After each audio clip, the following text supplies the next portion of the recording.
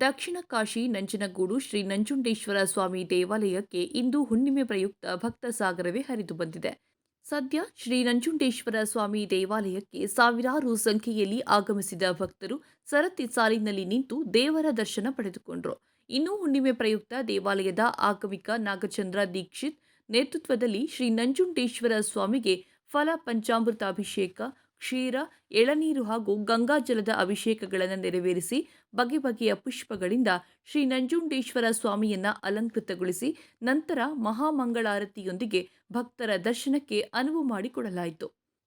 ಇದೇ ವೇಳೆ ವಿವಿಧೆಡೆಯಿಂದ ಬಂದ ಸಾವಿರಾರು ಭಕ್ತರು ಇಂದು ಬೆಳಗ್ಗೆಯಿಂದಲೇ ಕಪಿಲಾ ನದಿಯಲ್ಲಿ ಪುಣ್ಯ ಸ್ನಾನ ಮಾಡಿ ಉರುಳು ಸೇವೆ, ಧೂಪದೀಪದ ಸೇವೆ, ತುಲಾಭಾರ ಸೇವೆ ಮಾಡಿ ಭಕ್ತಿ ಭಾವ ಮೆರೆದರು. ಅಲ್ಲದೆ ದೇವಾಲಯಕ್ಕೆ ಬಂದ ಎಲ್ಲಾ ಭಕ್ತರಿಗೆ ದಾಸೋಹ ಭವನದಲ್ಲಿ ಪ್ರಸಾದದ ವ್ಯವಸ್ಥೆ ಮಾಡಲಾಗಿತ್ತು.